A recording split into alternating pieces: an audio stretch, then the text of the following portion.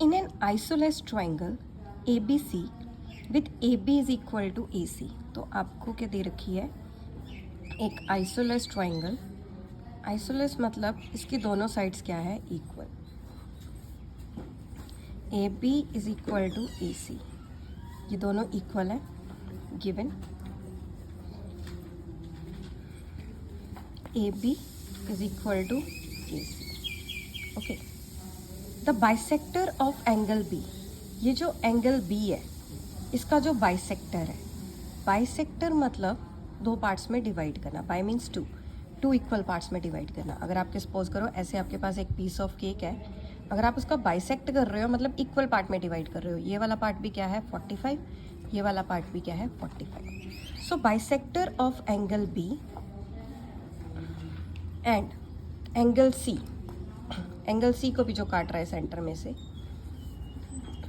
Intersect each other at O, एक दूसरे को कहाँ पे काट रहे हैं काट रहे हैं, एक O पे. B का बाइसेक्टर C का बाइसेक्टर O पे मिल रहे हैं. ज्वाइन A टू O, आप A को O से जोड़ दो. तो ये आपकी डायग्राम थी. इन्होंने बोला है कि हमें क्या प्रूव करना है कि OB जो है वो किसके इक्वल है, OC के. ये आपको प्रूव करना है. और हमें ये भी प्रूव करना है कि एंगल, ये जो AO है ये एंगल A को काट रही है इक्वल पार्ट्स में. एक तो इस लाइन को इसके इक्वल करना है और एक करना है कि AO जो है वो एंगल A को काट रही है. तो हम लोग क्या लिखेंगे, जो पहले गिवन है, पहले AB is equal to AC because triangle ABC is an isosceles. आप सीधा ही लिख दो गिवन, इतना लिखने की ज़रूरत नहीं है. फिर हम लिखेंगे BO is the bisector of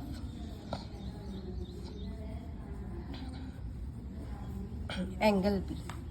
तो ऐसे मेरे पास एक एंगल B है, ऐसे उसको O काट रहा है, ऐसे मतलब डिवाइड कर रहा है, काट रहा है, तो इक्वल पार्ट्स में. तो मैं ऐसे लिख सकती हूँ कि एंगल ABO जो है हाफ, ABO वो किसके इक्वल है, OBC के. ये दोनों आपस में इक्वल है और ये एंगल B का हाफ है. अगर आप एंगल B को काटोगे, मतलब मेरे पास एंगल B ऐसे है, अगर मैं इसको कट कर दूँ तो मुझे एक साइड से मिलेगा ABO, ये रहा, और एक मिलेगा OBC. क्योंकि ये बाइसेक्टर है मीन्स इक्वल पार्ट में डिवाइड कर रहा है. Similarly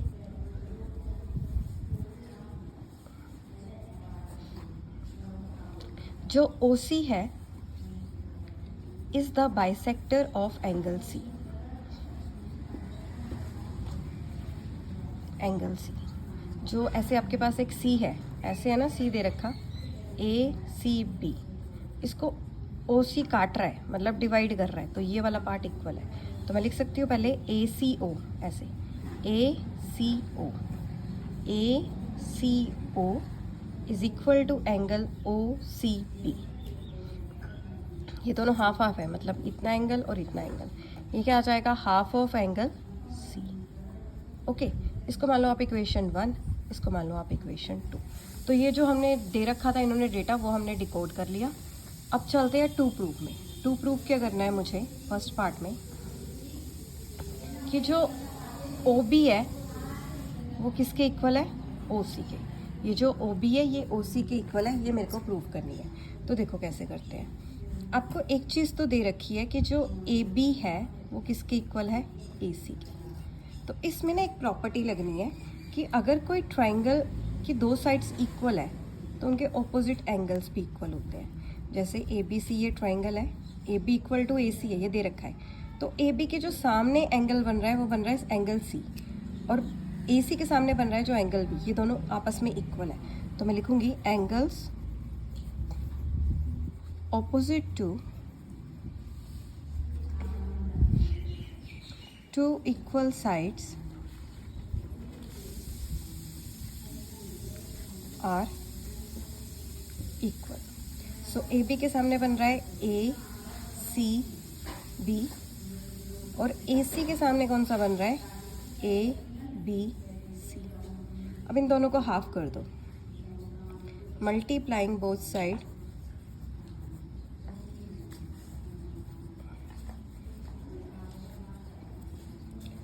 half. आपने किया half ACB is equal to half of angle ABC. Half कर दिया.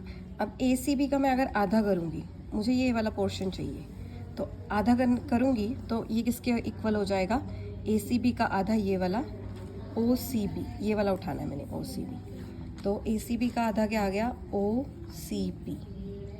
इसी तरह ए बी सी का आधा कर दो, ये वाला ए बी सी, ये ना इसका आधा करोगे तो ये यहाँ पे ये वाला पोर्शन उठा लेना हमने, क्योंकि हमने अभी किया है। तो ये कौन सा आ गया, ओ बी सी, हमने अभी किया था ये हाफ करके कि ये इक्वल है उसका आधा। अगर देखो दो एंगल्स इक्वल है, अब ऐसे ट्राइंगल थी मेरे पास ए बी सी, जिसमें दो साइड्स इक्वल थी, उससे मैंने दोनों एंगल्स इक्वल कर लिए, और उससे मैंने उसका हाफ भी इक्वल कर लिया, हाफ भी तो इक्वल ही होगा, तो ये वाला और ये वाला इक्वल हो गया। अब देखो अगर ये दो एंगल्स इक्वल है तो इनकी ऑपोजिट साइड्स भी इक्वल होंगी, प्रॉपर्टी है। अगर किसी ट्राइंगल की दो साइड्स इक्वल है तो उनके ऑपोजिट एंगल्स इक्वल होते हैं, अगर ऑपोजिट एंगल्स इक्वल हो तो साइड्स इक्वल होती हैं। तो इसी पे लगाऊंगी। अब देखो मेरे पास क्या है, O C B is equal to angle O B C, इस ढंग से है ना, ऐसे ट्राइंगल थी मेरी ए बी सी, तो यहाँ पे आगे मेरे पास ओ ऐसे, तो मैंने इन दोनों एंगल्स को इक्वल कर दिया। अगर ये एंगल इक्वल है तो इनकी ऑपोजिट साइड्स भी इक्वल होंगी। ओ सी बी के सामने कौन सी बन रही है, O B,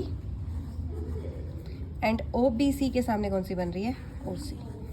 angles opposite to, यहाँ पे प्रॉपर्टी लगेगी साइड की, sides opposite to two equal angles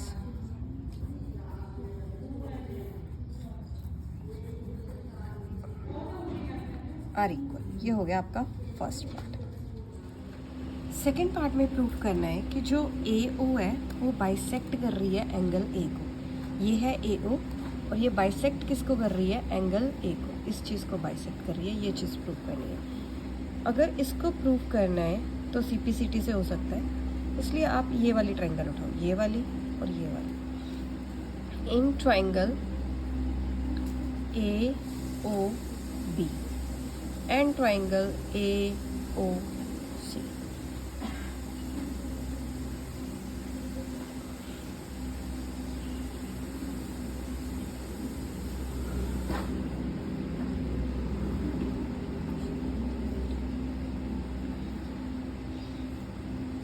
okay.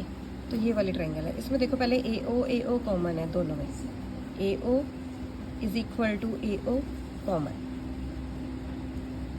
Okay. और ये मुझे दे रखा है कि इसकी ए बी किसके इक्वल है, इसके ए सी के, A B is equal to A C, ये गिवन है।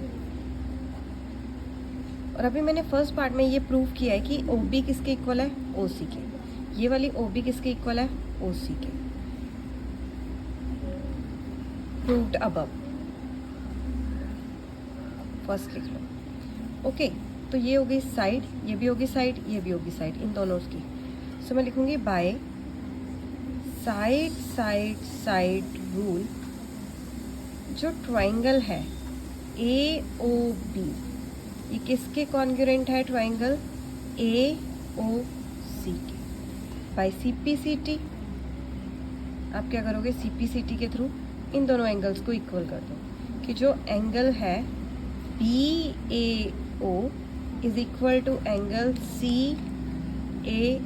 मैंने CPCT से ये दो एंगल इक्वल कर दिए। अगर ये दोनों एंगल इक्वल है, मीन्स अगर ये 45 है ये भी 45 है, या फिर ये 30 है ये भी 30 है, मीन्स ये इक्वल है, तो क्लियरली कह सकते हैं AO बाइसेक्ट्स एंगल A। यही मुझे प्रूव करना था, ये हो गया।